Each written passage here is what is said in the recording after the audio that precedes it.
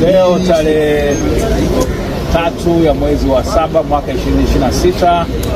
Mahakama ya Rufaa ya Tanzania ambayo ilikaa katika kikao chake hapa jijini Dar es Salaam, kuna majaji watatu: Jaji Mwarija, jaji wa Mahakama ya Rufaa, Jaji Zainab Mruke, jaji wa Mahakama ya Rufaa, na Hamisi Amur, jaji wa Mahakama ya Rufaa. Nilikuwa nasikiliza kesi ya mapitio ambayo imeletwa na mkurugenzi wa taifa wa mashtaka ya DPP dhidi ya Tundu Antipas Mughwai Lissu, ambayo ikitokana na ile kesi ya uhaini ambayo iko bado katika mahakama kuu masijala ndogo hapa ya Dar es Salaam. Sasa maombi haya yanatokana na ule uamuzi wa mahakama kuu wa tarehe 24 ya mwezi wa pili mwaka 2026, ambapo mahakama kuu ilikuwa imekataa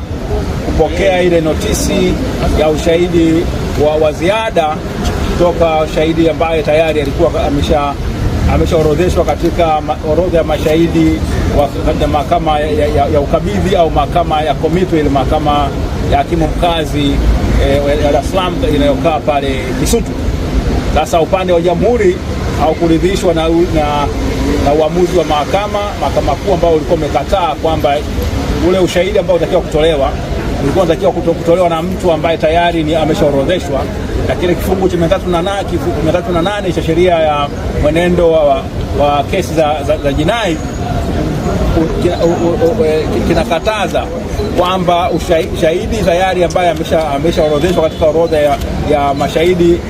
na mahakama ya ukabidhi hawezi tena kuletwa kutoa ushahidi katika ushahidi mwingine au ushahidi wa ziada katika mahakama kuu.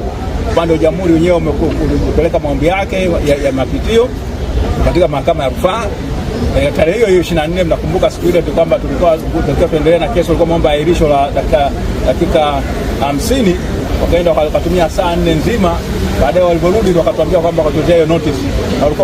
walikuwa wamezima na simu zao ili wasipatikane wakipigiwa kwamba tayari mahakama iko tayari kuendelea na kesi. Walipoibuka saa 8 na karibu saa 9 kasorobo ndipo walipokuja na hiyo notice kwamba wamekata rufaa mahakama ya wamepeleka na maombi ya mapitio mahakama ya rufaa. Sasa kesi hii imechukua, mwenyekiti ameweza kuonyesha wazi kabisa kwamba tokea tarehe 24 ya mwezi ule wa pili mwaka 2026 hadi leo tarehe 3 mwezi wa 7 mwaka 2026 ni siku 139 ambazo yeye amekaa ndani. Kesi haijasikilizwa, na amesema kwamba ilikuwa ni mbinu mojawapo ya kuweza kuipaki hii kesi, kwamba kuichelewesha tu wakati yeye anaendelea kuumia. Sasa alikuwa amewasilisha zuio pingamizi dhidi ya maombi ya serikali,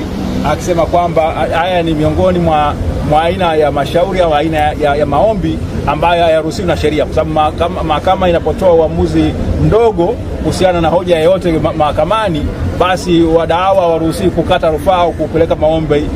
ya mapitio, labda tu pale ule uamuzi unapokuwa umetolewa uwe na ile hadhi ya kumaliza kabisa lile shauri au kuamua kwamba nani kashinda nani kashindwa, na kwa maana hiyo kuna hukumu au kuna uamuzi ambao unaamua moja kwa moja haki za wadaiwa. Kilichotokea siku ilikuwa ni kwamba tu kipande cha ile notice ilikuwa imekataliwa na kesi itakiwa iendelee. Kwa hiyo kama wameweka pingamizi, upande wa serikali wanasema wao walikuwa sahihi, wao walikuwa wanapinga kwamba wanasema mahakama ilikwenda ianza kujadili ule ushahidi na kwamba hawakusikilizwa kutokana na kujadili ushahidi. Mwenyekiti Tundu Lissu ameweza kuonyesha kwamba amepitisha katika rekodi ile kuonyesha kwamba jinsi ambavyo mahakama kutoa nafasi kwa pande zote mbili kusikilizwa, na kwa maana hiyo basi hilo dai la kusema kwamba kusikilizwa sio sahihi, na akaomba vile vile kwamba kutokana kwamba amekaa ndani kwa hiyo siku 139 basi mahakama itumie madaraka yake au mamlaka yake chini ya kifungu cha 367 ya sheria ya makosa ya jinai kuweza kumpatia fidia. Na akasema kwamba yale yote ambayo yamefanywa na mkurugenzi wa mashtaka wa taifa wa mashtaka yanakiuka ibara ya 59 ibara ndogo ibara 59 b kubwa kifungu kile kidogo cha 4 ambacho kinamtaka mwendesha mkurugenzi wa mashtaka kuhakikisha kwamba anatenda haki,